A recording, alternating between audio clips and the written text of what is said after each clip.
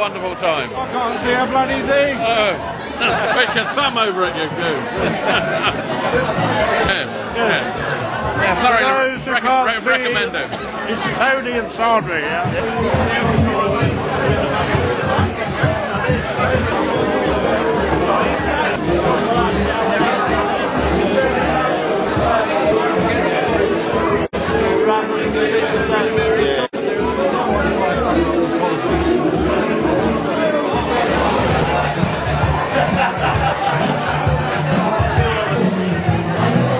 Okay, speak away. We can't see you, but speak. Where do I start?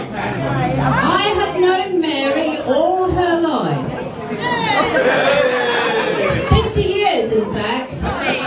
But Mary hasn't known me all my life. That's because I'm 8 years older. But I do remember the time of Mary's birth. My father had a very uncanny knack of predicting all the sex of his children, and he was always right. And one day, a few weeks before Mary was born, he said, "If you can guess the name of your little sister, I'll give you threepence." Well, I knew that one because he had a favourite Aunt Mary. And so I guessed it, Mary, and I got my threepenny bit. He then said, "You can double your money if you can spell it. But if you spell it wrong, you lose your threepence." I thought, easy peasy. So I spelt it M-E-R-R-Y. And I lost my threepence. And I was absolutely furious with the unborn Mary for having such a complicated name. I mean, doesn't every 8-year-old spell it M-E-R-R-Y? However, at the age of 21, she decided to study for a degree, and so she went up to the Leicester Polytechnic, where she attained a BA. And some of her friends from those days are also here tonight. When Mary was approaching 30, she came back down south to live and got a job at Folkestone as a children's clothes and knitwear designer. She wasn't all keen on that job, and to get a bit of a social life and a little bit more money, she got a job in this very pub as a barmaid. She had actually worked in this pub on and off since she was 16. Oh, 18, sorry. Anyway, it was here that she met her beloved Phil. And the rest is history.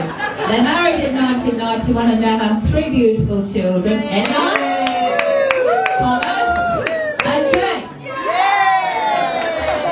Mary at present is a full-time wife and mother, and also manages to hold down a part-time job as a TO where she's taking her qualification. So her life is pretty full and busy.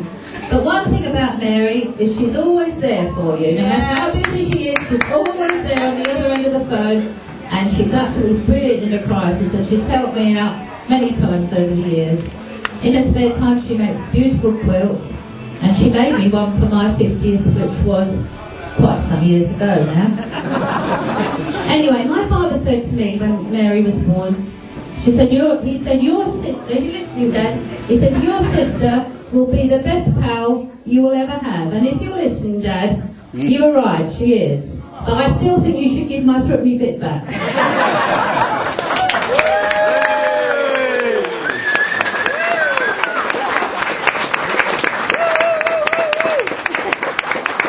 Okay, well, thanks, Juliet. Your speech is actually identical to mine. My bra all day.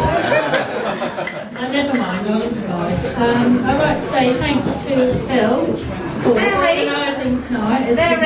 Abby, Julia, Sally, and Sarah, who came up to listen to Sarah.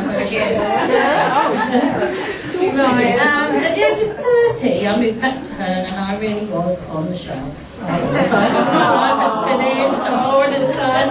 So I better get back and work in this pub, let's not meet somebody. And who should walk in? Mr. Miles. Mr. Miles. Four women, I must say. And I thought, where's he with those women? Who are they? It turned out to be his sister. And her friends, and he was just chaperoning them around. And anyway, needless to say, 8 months later, we were married.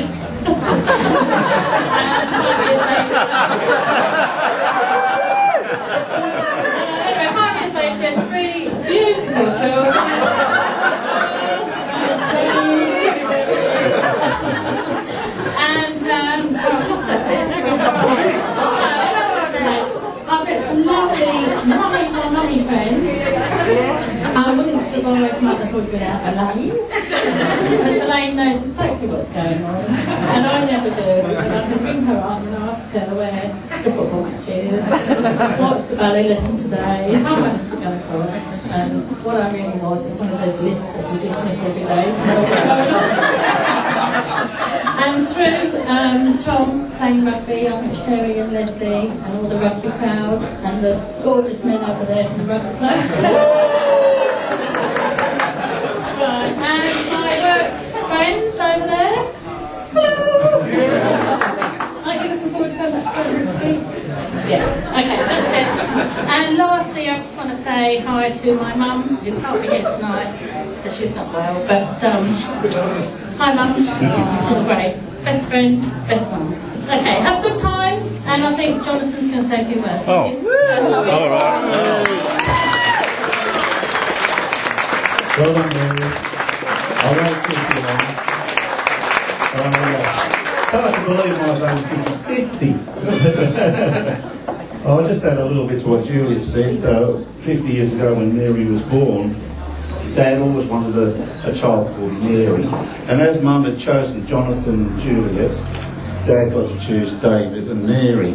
But Dad didn't realise the ramifications of what he'd done, because Mum wasn't that fussed and she wanted Rosalind. So they compromised and ended up with Mary Elizabeth Rosalind Derry, the acronym of which is not very pleasant in French. No.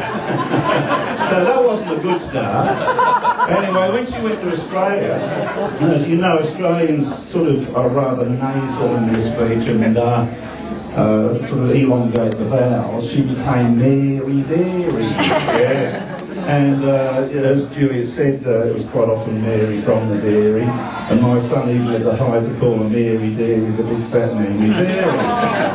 Those who've been to Australia, the Manly Ferry is a big ship that goes across Sydney Harbour. But anyway, when she came back and met good old Phil, and they married, the D became a nice, and she really is now Mary.